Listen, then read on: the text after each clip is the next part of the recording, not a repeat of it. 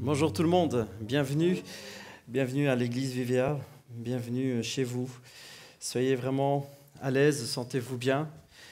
J'espère que vous avez trouvé bon accueil quand vous êtes arrivés ici. J'espère que vous êtes sentis bien et que vraiment les premiers visages que vous avez vus ont vraiment rayonné de l'amour de Jésus. Je l'espère, je le souhaite parce que c'est le cœur que nous avons. Nous voulons partager, nous voulons rayonner, nous voulons être. Nous ne voulons pas juste parler, nous ne voulons pas juste avoir une image, nous voulons être. Nous voulons vraiment être ce cœur de Dieu en tant qu'Église, en tant que personne, en tant que chrétien. Nous voulons partager l'amour de Dieu. Je peux avoir un amen à ça, un peu motivé là. Hey, amen, merci Jésus. Wouh! Soyez vraiment bénis. On est très heureux d'être ensemble et bonjour à tous ceux qui suivront ce message par la vidéo. Un grand bonjour de tout le monde ici, chez vous. Voilà, soyez vraiment bénis. Je continue cette thématique que nous avons commencé ensemble, que j'ai appelée les sentiers de la paix. Tout ce qui concerne la paix pour grandir en paix, avoir plus de paix, avoir plus de joie, se sentir bien, parce que nous sommes appelés à vivre en paix. Nous sommes appelés à recevoir la paix. Et nous sommes aussi appelés à graduer, à avoir plus de paix. Plus les jours passent, plus les années passent, et ça ne veut pas dire qu'on n'aura pas de soucis. Ce n'est pas ça que je suis en train de dire. Je ne dis pas qu'on n'aura jamais de problème, mais je dis on est appelé, notre foi, notre joie sont appelés à grandir dans la présence de Dieu. Nous sommes appelés à nous réjouir davantage. Pourquoi ? Juste pour le fun ? Non, parce que nous apprenons logiquement et nous sommes appelés à connaître davantage le cœur de Dieu. À connaître davantage son cœur, son amour pour nous, à nager de plus en plus, à progresser, à avancer davantage vers lui et à le connaître. Et plus on le connaît, plus on s'approche de lui, plus on réalise que c'est un papa extraordinaire. Plus on réalise que c'est un Dieu extraordinaire. Ce n'est pas juste une religion, ce n'est pas une sorte de croyance, ce n'est pas non plus des suites interminables de règles, de commandements obligatoires. C'est une relation. C'est une connexion, c'est quelque chose d'intense et de vrai, c'est quelque chose d'intime et de profond, c'est quelque chose qui naît à l'intérieur, qui commence à l'intérieur et qui se voit à l'extérieur. Voilà pourquoi nous voulons rayonner, voilà pourquoi nous voulons être. Nous ne voulons pas juste parler, nous ne voulons pas juste montrer, nous voulons devenir. Et nous voulons pour cela apprendre à connaître davantage qui est notre papa, qui est notre créateur, qui il est, comment est son cœur. Et nous avons ensemble, je vous ai proposé cette série sur la paix pour que notre paix augmente au fur et à mesure que nous connaissons Jésus. Et nous avons vu ensemble des points simples, je vous les rappelle rapidement. Premièrement, découvrir qui nous sommes. Qui nous sommes en Jésus-Christ, qui nous sommes devant Dieu, devant notre Père, qui nous sommes pour lui, quel nom nous portons, apprendre qui il est. Qui il est et comment il est, quel est son cœur, quels sont ses sentiments pour nous, c'est extraordinaire. Apprendre à entendre sa voix, entendre et reconnaître quelle est sa voix pour nous quand il nous parle, quelle est sa voix et quels sont ses desseins, ses plans pour nous, venir dans sa présence. Nous avons vu simplement ce point, venir nous tenir auprès de lui, alors que nous savons qui nous sommes, nous savons qui il est, nous apprenons à le connaître, nous apprenons à reconnaître sa voix, nous voulons davantage nous tenir dans sa présence. Amen. Je ne suis pas tout seul sur le coup là. Amen. Nous voulons être davantage dans sa présence. Dites à votre voisin qui a l'air de s'endormir, t'endors pas, surtout pas. Hein? Allez, dites-lui. Réveillez celui qui est à côté de vous. T'endors pas. Seigneur a quelque chose pour toi. Jésus a quelque chose pour toi. Nous avons vu qu'il faut apprendre à lui faire confiance. C'était la semaine dernière. Apprendre à lui faire confiance. Marcher comme Anne a marché. Nous avons vu la maman de Samuel qui face à une situation qui ne change pas, change d'attitude. N'essaye pas de changer l'altitude. Change d'attitude. OK ? Vous la notez ? Elle n'est pas de moi. Elle est de Pasteur Claude. Nouvelle Vie, vous connaissez ? Face à des soucis, il ne faut pas essayer de changer l'altitude. Notre altitude est déterminée par notre attitude et certainement pas par nos aptitudes. Il y avait beaucoup d'études. Le fait est que face à une situation qui ne change pas, il ne faut pas essayer de changer la situation, ni même essayer de changer le relief de notre vie autour, de changer d'altitude. Il ne faut pas essayer de changer les événements, il faut changer d'attitude. l'attitude de notre cœur, l'attitude de nos yeux, l'attitude de nos pensées, comment se réorienter en regardant à Dieu et en commençant à lui faire confiance. Papa, je veux apprendre à te faire confiance. Et je vous disais la semaine dernière, je me fais le porte-parole de Dieu en disant cela, parce que je sais que dans beaucoup trop de milieux chrétiens, dans beaucoup trop de milieux qui annoncent la Bible, on prend le problème à l'envers, on dit à la personne « change ». Fais des efforts et apprends à lui faire confiance. Je me fais le porte-parole de Dieu en vous disant, et je vous le disais la semaine dernière, et je vous le répète aujourd'hui, il va t'apprendre. Vous voyez, on met souvent le problème à l'envers.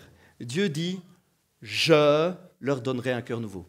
Essayez pas de faire l'inverse, ça ne marche pas. Essayez pas de vous changer le cœur, de vous changer. Dieu, notre Créateur, dit, je leur donnerai un cœur nouveau. Je mettrai en eux mon esprit. Je leur donnerai un cœur de chair. Il le fera. Il le fera pour toi, il le fera pour moi. Et c'est pour cela que nous marchons. C'est pour cela que nous continuons. C'est pour cela que nous nous approchons, que nous venons dans sa présence et que nous nous réjouissons autant.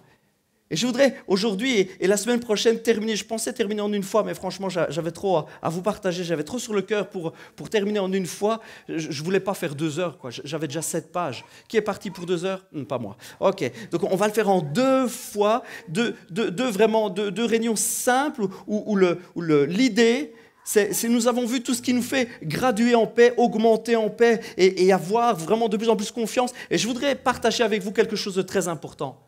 Ce sont les ennemis de la paix.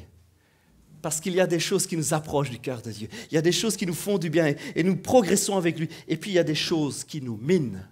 Il y a des choses qui nous éloignent de la paix. Il y a des voleurs de paix. Il y a des voleurs de joie. Et la Bible nous donne un simple conseil. Je vous le lis. Il est dans Proverbe 4, 23. Si quelqu'un prend des notes ou si quelqu'un veut suivre, tournez vite les pages à Proverbe 4, 23. Allez, top chrono, je vous laisse 17 secondes. Non, je plaisante. Je vous le lis. Proverbe 4, 23. Garde ton cœur plus que toute autre chose, car de lui jaillissent les sources de la vie. Une phrase. Une phrase extraordinaire, un conseil extraordinaire que nous donne la Bible. Garde ton cœur. Et je sais, ne m'envoyez directement pas des cailloux à la figure et ne dites pas « Ah, ça y est, il va nous remettre une couche d'obligations, de règles, je le savais, il faut faire des efforts. » Ce n'est pas ça que la Bible vous dit. À cet endroit-là, la Bible n'est pas en train de dire que vous avez le pouvoir de vous changer et que vous avez le pouvoir de changer votre cœur et que voilà, il faut faire plein d'efforts. La Bible dit « Garde ton cœur ». Garder ne veut pas dire changer. Garder ne veut pas dire transformer. Le mot qui est derrière garder ou veiller, suivant d'anciennes versions, il y avait une ancienne version qui disait « veille soigneusement sur ton cœur ». Garde ton cœur, veille sur ton cœur. Le mot qui est derrière dans le texte original, c'est « nautsar ». Nautsar veut dire, dans le texte original, veiller, garder, préserver, garder contre les dangers, être gardé fermé, être bloqué.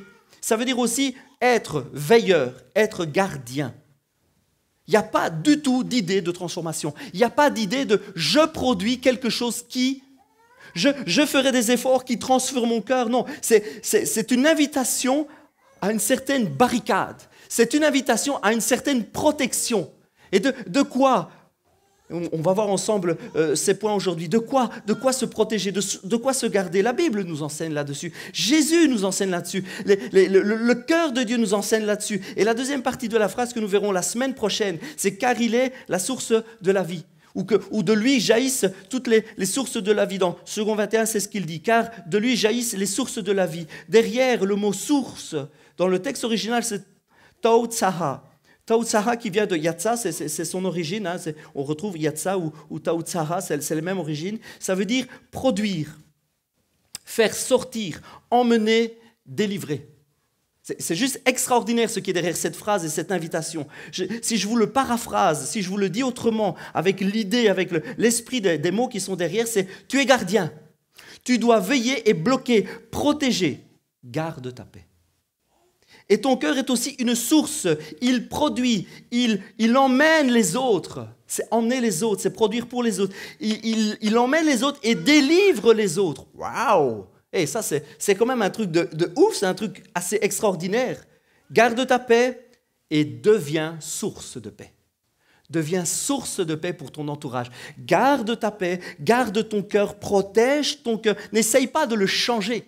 Je suis en train de simplement de vous communiquer que la Bible nous met en garde contre certaines choses, certains voleurs, certains ennemis de la paix. Barricade-toi, protège-toi et deviens source de paix pour les autres. Voilà ce que le passage nous dit. Et je vous propose de voir aujourd'hui la première partie, garder son cœur, protéger son cœur, barricader son cœur. Et la semaine prochaine, eh bien, de voir comment devenir source de paix pour notre entourage, pour notre famille, pour notre église, pour nous ensemble, pour notre rue, pour notre voisinage, pour notre collègue de travail qui est absolument exécrable, pour notre patron que nous ne pouvons peut-être pas supporter, pour un voisinage qui est absolument invivable. Oui, pour tout cela, pour peut-être les étrangers que nous avons du mal à supporter parfois, pour certaines religions qui nous font peur. Oui, deviens source de paix.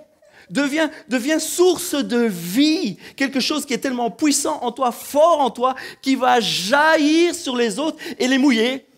C'est l'idée, hein? C'est de mouiller les autres avec notre paix. Yes, qui est pour? Moi, je suis pour. Je peux entendre amène à ça, à innovation pour le Seigneur, parce qu'il veut faire ça en nous. Un peu plus fort, s'il vous plaît. Yes!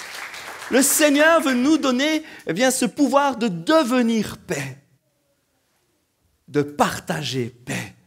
De bénir ce monde. Quand nous disons que nous avons le projet, quand nous disons en tant que Vivea, nous avons le projet, nous avons la vision de changer le monde. Bien sûr, on va commencer par une personne à la fois, on va prier pour une personne à la fois, on va se battre pour une personne à la fois, et le monde changera une personne à la fois. Alors, on dit avec tellement d'enthousiasme à Vivea, on va changer cette ville, on va changer ce Hainaut, on va changer cette Belgique, on va changer cette Europe, on va changer ce monde en devenant source de paix. On forcera personne, on tapera sur personne. Mais si, il y en a qui n'ont pas l'air convaincus, mais si, on ne tapera sur personne, on ne fera de mal à personne, mais on deviendra source de paix. Et nous sommes appelés à devenir source de vie. Garde ton cœur. Ce texte nous dit garde ton cœur. Garder de qui? Garder de quoi? Des voleurs de joie, des destructeurs de paix.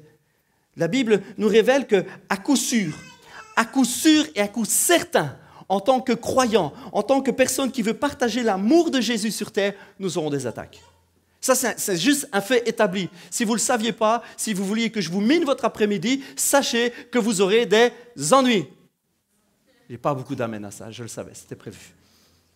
Si vous voulez devenir source de paix, la première des choses, c'est garder votre cœur des attaques.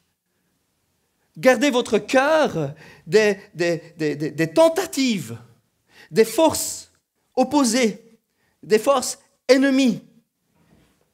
Qu'est-ce qu'elles veulent, ces forces ennemies? Elles veulent que nous perdions notre paix. Elles veulent que nous perdions notre joie. Qu'avons-nous à partager? Je vous le demande, qu'avons-nous à partager, les amis? Qu'avons-nous à partager avec ce monde, si ce n'est que notre amour, notre joie?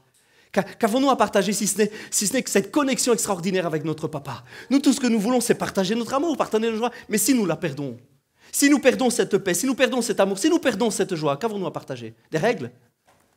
Vous voulez partager des règles, des lois, des dogmes, des traditions, des rites? Vous voulez partager ça? Il n'y a personne qui en veut. Et moi, le premier, je vous assure, je ne veux pas de ça.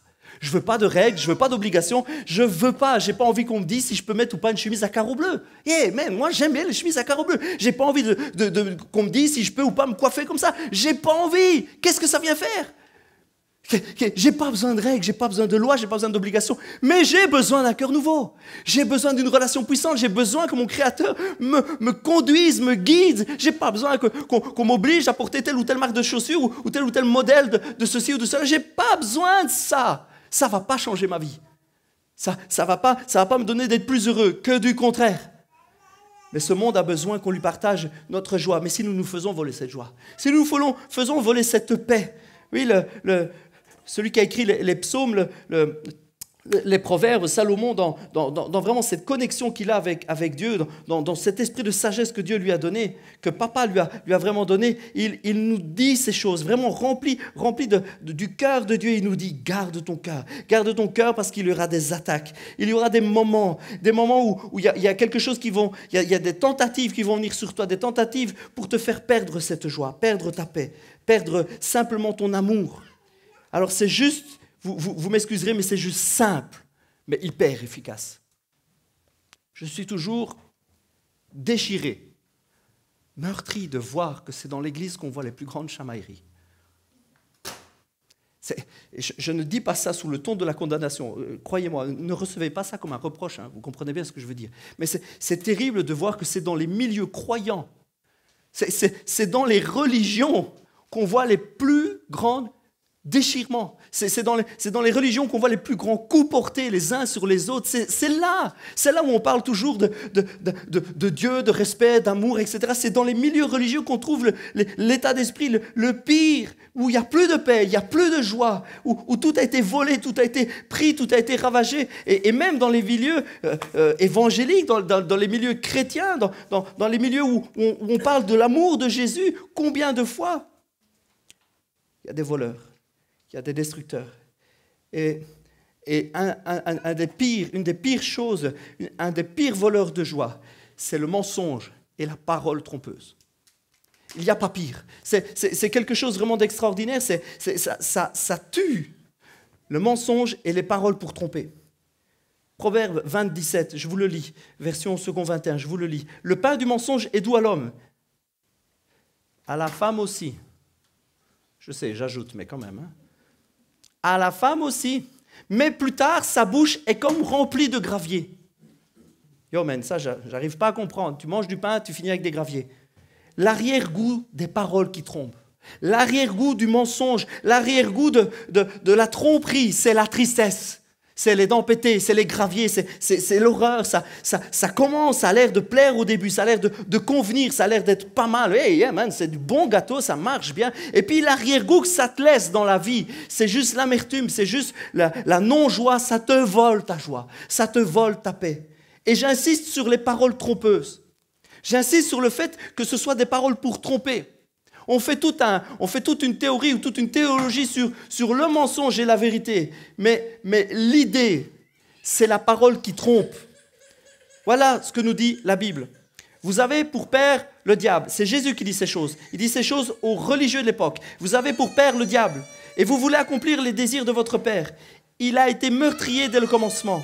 Il ne s'est pas tenu dans la vérité parce qu'il n'y a pas de vérité en lui. Lorsqu'il profère le mensonge ou lorsqu'il dit le mensonge, il parle de son propre fond. Il est menteur et père du mensonge. Voilà ce que la Bible nous dit. Il est menteur et père. Il est celui qui a inventé le mensonge. Le diable ou Satan ou l'ennemi, mettez le nom que vous voulez là-dessus, est le père, est celui qui a inventé le mensonge.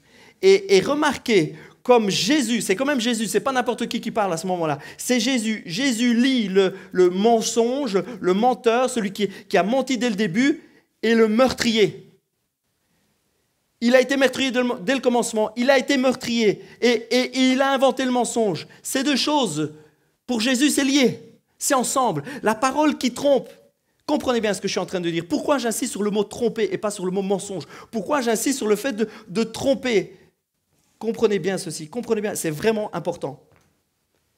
Quand le diable est venu parler à Ève, vous savez quoi?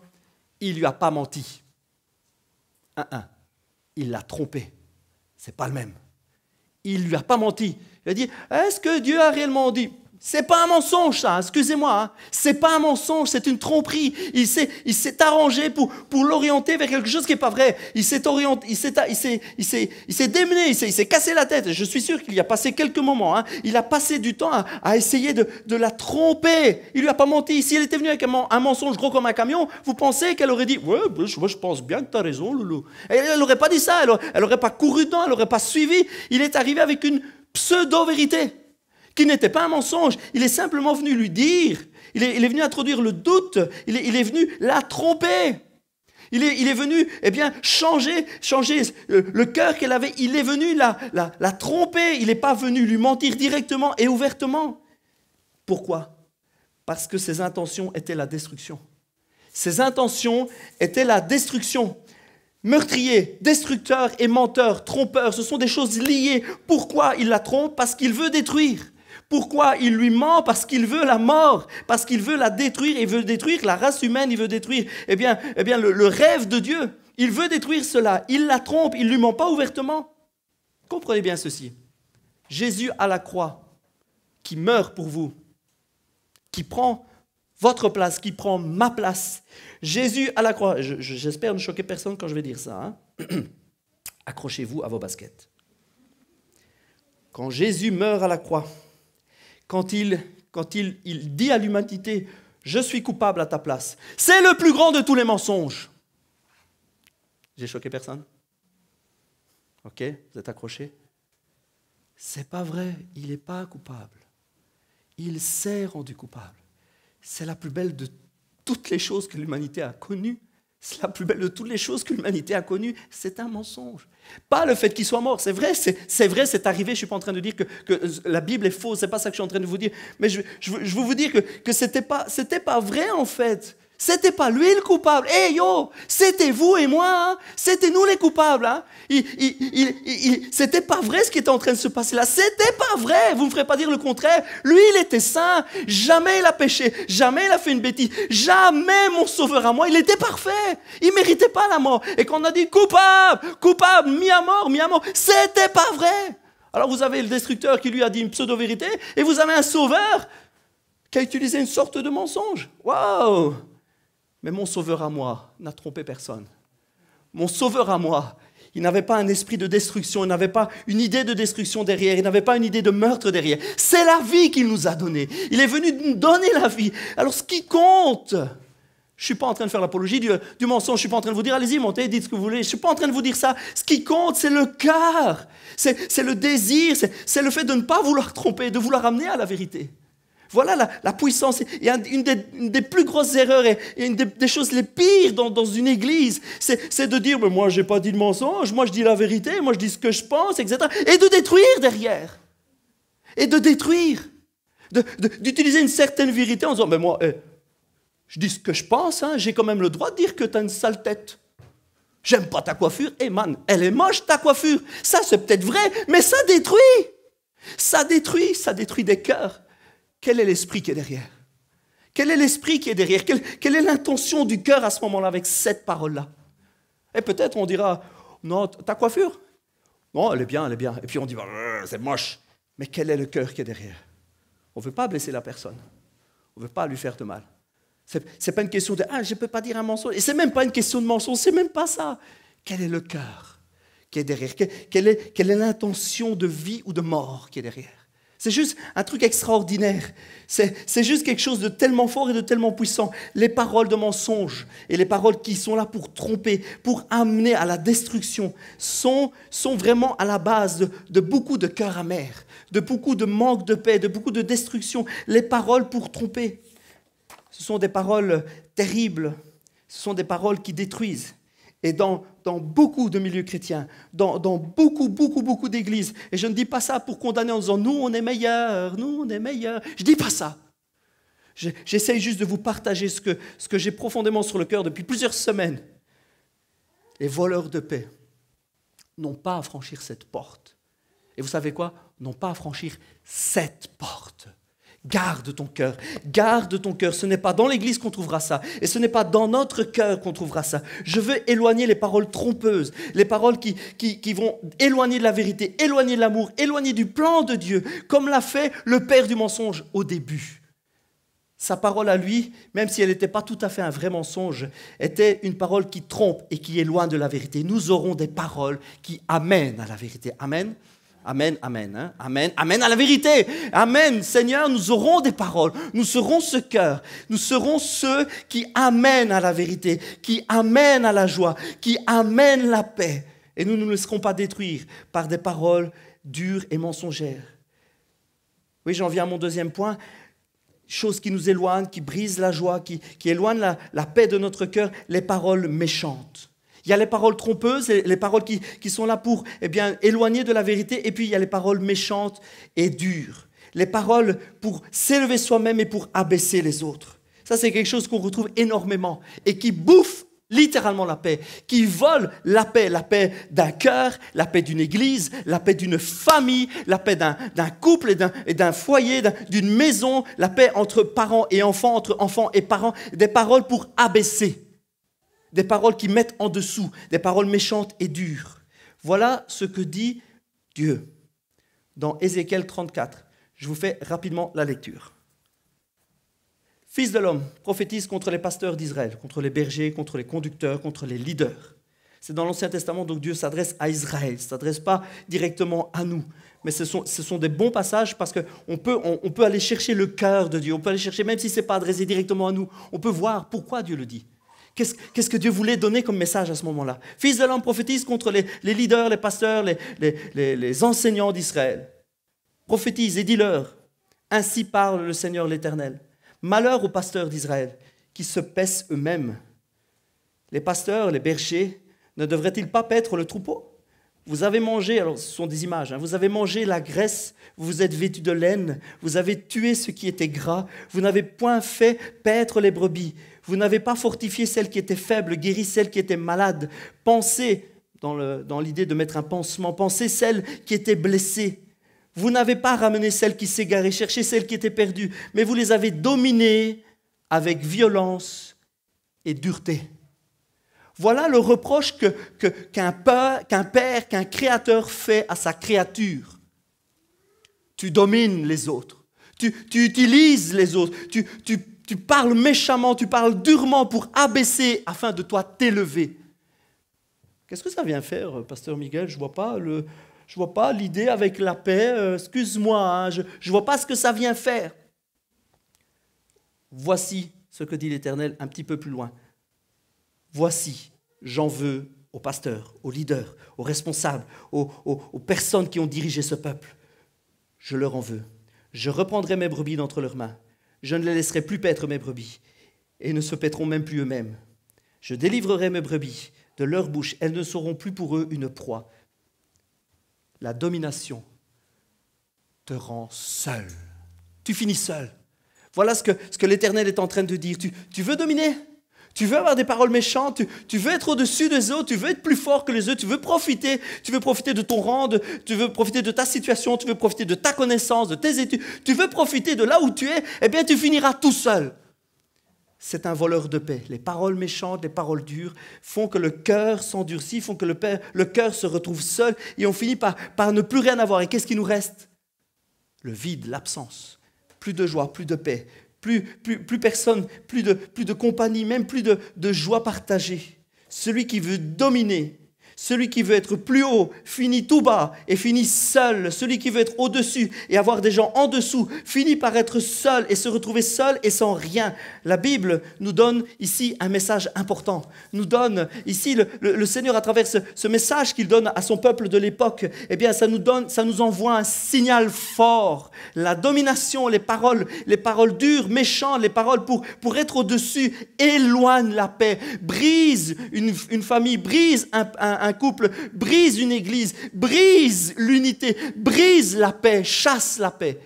Les paroles dures et méchantes afin d'être au-dessus, de gouverner, d'être plus fort, rendent le cœur sec, vide et seul. L'humilité précède la gloire, nous dit la Bible. Proverbe 18, 12. Mais avant la ruine, le cœur de l'homme s'élève.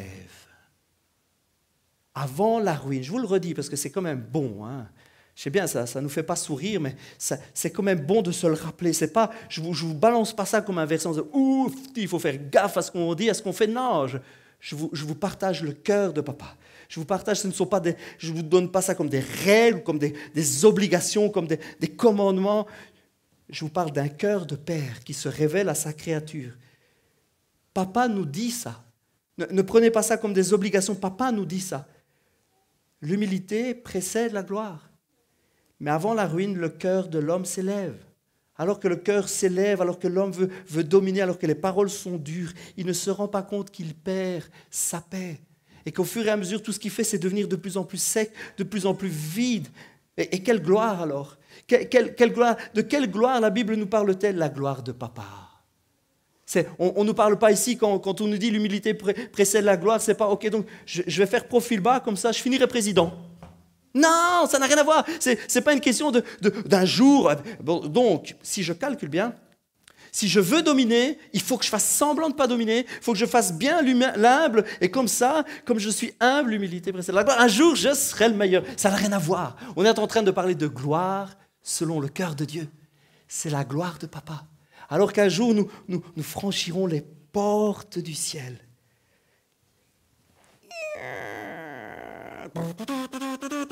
Et on va rentrer, et là on verra ce que c'est la vraie gloire.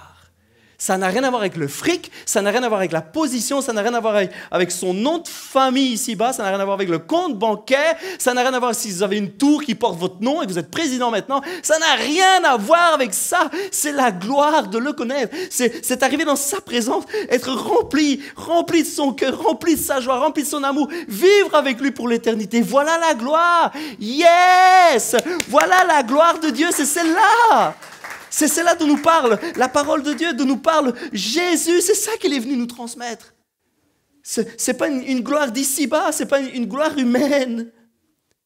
L'orgueil, la fierté, le désir de dominer, les paroles dures et méchantes, nous n'en voulons pas, je n'en veux pas. Je garderai mon cœur, je fermerai mon cœur à la tromperie. Je ne veux pas éloigner la vérité, je veux partager la vérité. Je veux partager les vrais sentiments qui amènent à connaître papa. Et je veux garder mon cœur, je veux protéger mon cœur. Je veux fermer la porte de mon cœur aux paroles méchantes. Je ne veux pas dominer. Je ne veux pas dominer parce que je veux connaître la vraie gloire, la vraie bénédiction. Je veux connaître la vraie vie. Troisièmement, un des plus grands voleurs de joie également, un des plus destructeurs, c'est la non-gratitude. La non-gratitude, le fait de ne pas savoir dire merci. Il y a dans le cœur de l'homme une espèce de code ADN, je ne sais pas ce que vous voulez, mettez ce que vous voulez, c'est un programme initial, une clé USB que nous a branchée. C'est juste le contraire de ce qu'on est. On n'est pas à dire merci. On n'est pas de nature à dire merci à Dieu, notre Créateur, à notre papa, et à dire merci à ceux qui sont autour de nous. On n'est pas comme ça. D'ailleurs, ce n'est pas compliqué, on est obligé de le dire aux enfants. Et merci qui?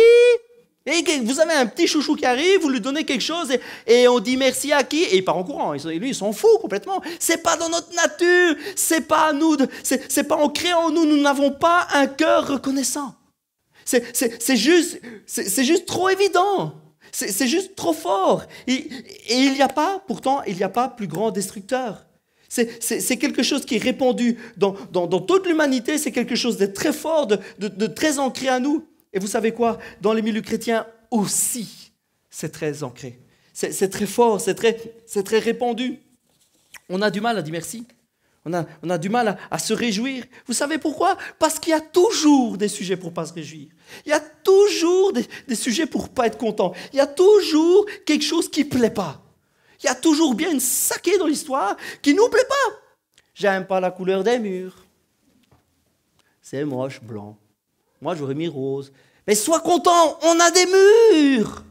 On a un lieu. J'aime pas les chaises. Fait mal aux fesses. Et puis, elles sont pas belles non plus. Sois content, t'es pas debout. T'as une chaise sous toi. C'est juste trop fort, non? Oh, aujourd'hui, la musique, c'était pas ça.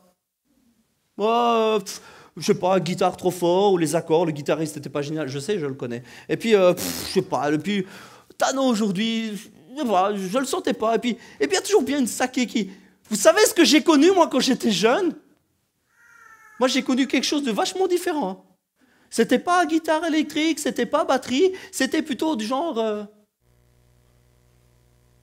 Ça arrive.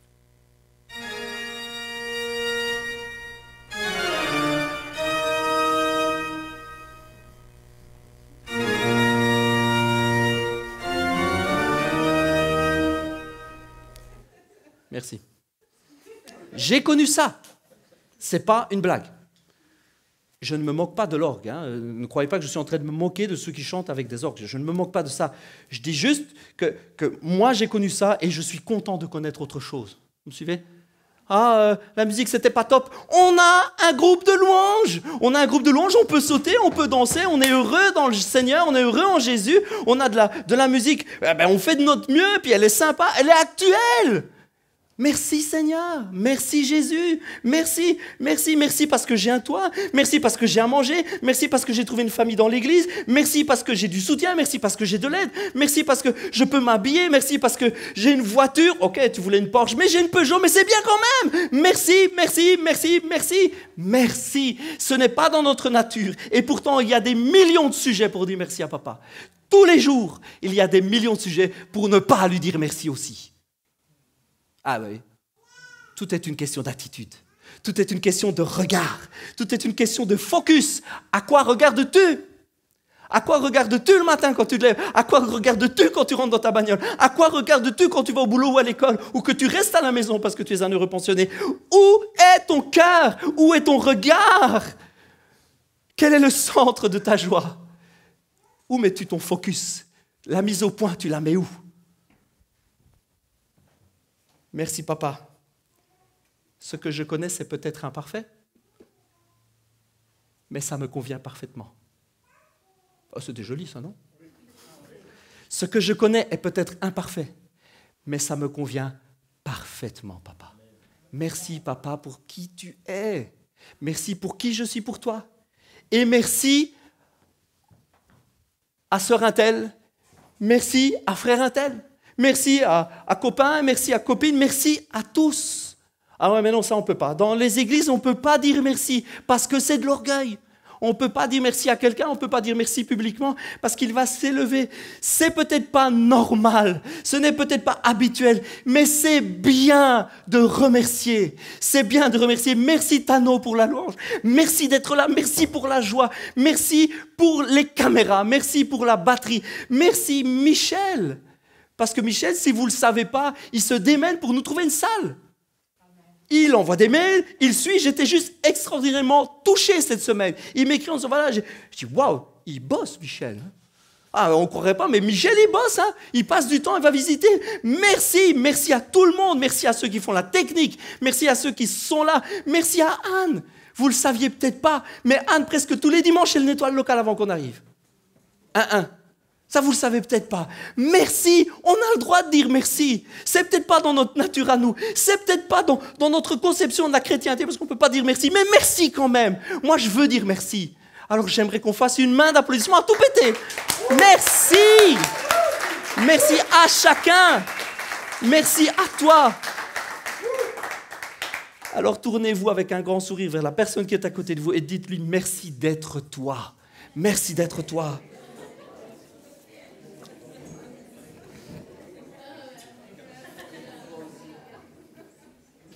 C'est tellement important. La reconnaissance, être reconnaissant et savoir dire merci à papa et merci aux autres est tellement important que Paul en parle en long et en large. Je vous cite un passage et Paul lit tout ensemble. Il met tout ensemble, Colossiens 3. Je vous lis la version second 21, je vais vous la lire. Colossiens 3. Si vous avez votre Bible avec, c'est sympa, tournez les pages et lisez avec moi, on ne fait pas ça souvent. Hein. Épître de Paul, lettre de Paul aux Colossiens 3. On va lire à partir du verset 12. Vous êtes avec moi? Ainsi donc, en tant qu'être choisi par Dieu, saint et bien-aimé, revêtez-vous des sentiments de compassion, de bonté, d'humilité, de douceur, de patience. Supportez-vous les uns les autres. Et si l'un de vous a des raisons de se plaindre d'une autre personne, pardonnez-vous réciproquement. Tout comme Christ vous a pardonné, pardonnez-vous aussi. Mais par-dessus tout cela, revêtez-vous de l'amour qui est le lien de la perfection. Que la paix de Christ à laquelle vous avez été appelés pour former un seul corps règne dans vos cœurs et soyez reconnaissants. Ça englobe tout le reste. C'est juste extraordinaire. Paul est en train de dire, waouh les gars, vous savez, si Dieu change votre cœur, vous pouvez devenir bon, humble, plein d'amour, patati, patata, des gars super, des femmes super, c'est génial, l'église est belle, super. Mais soyez reconnaissants. Ne prenez pas tout ça pour acquis.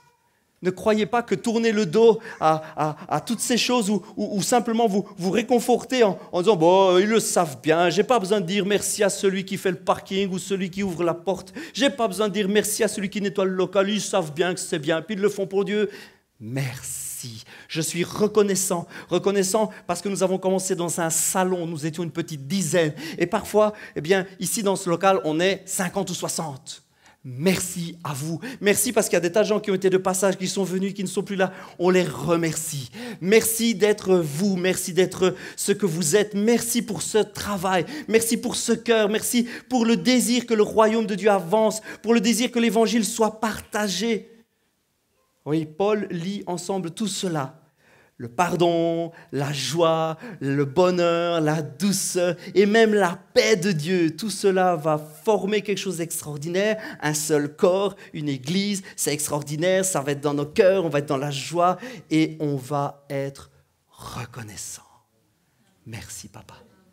Merci papa. Notre paix, notre joie est appelée à grandir. Je vais appeler André s'il veut bien pour jouer. On va chanter ensemble un dernier cantique. Je termine vraiment avec cela. Notre cœur est appelé à grandir en paix. Notre joie est appelée à déborder. Et nous verrons la semaine prochaine comment devenir source de paix.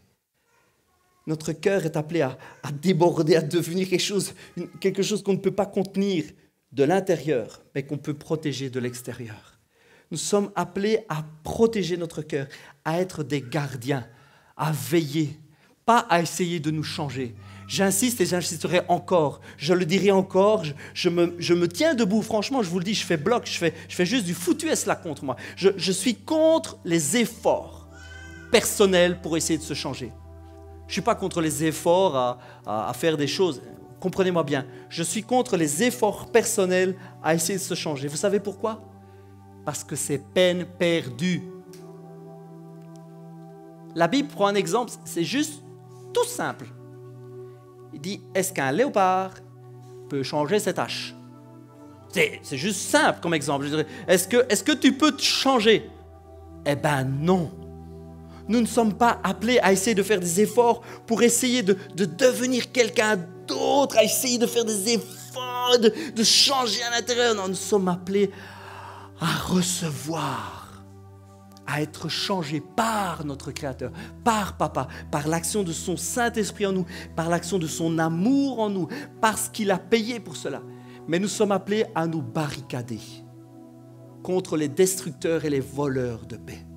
Nous sommes appelés à faire face en tant que chrétiens, en tant que personnes et en tant qu'Église. Nous voulons faire face aux paroles de destruction, aux paroles de domination. Et nous voulons faire face à cet esprit qui ne sait pas dire merci et qui est toujours en train de chercher la petite bête. Et que ceci et que cela, et que j'aime pas ci et que j'aime pas là, et que ça, j'aurais bien aimé que ça change. Nous voulons regarder ensemble aux bonnes choses, à ce que Dieu nous donne, à ce qu'il est pour nous, à la valeur de chaque personne qui est assise à côté de nous. Nous sommes appelés à grandir en paix et nous sommes appelés à garder notre cœur, à tenir debout, à nous lever contre ces attaques qui veulent que nous perdions notre paix. Nous voulons garder notre joie.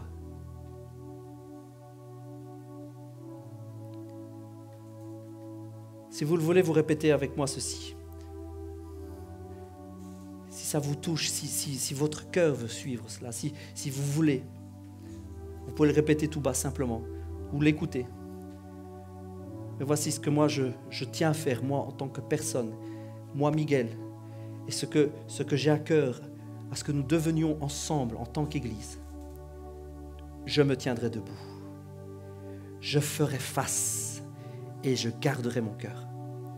Je le fermerai au mensonge, à l'orgueil et à l'ingratitude. Je me tiendrai debout par la force et par la grâce de mon Sauveur, dans le nom de Jésus. Et toute l'Église vivante dit un grand Amen. Amen. Alléluia. On va chanter un dernier chant qui dit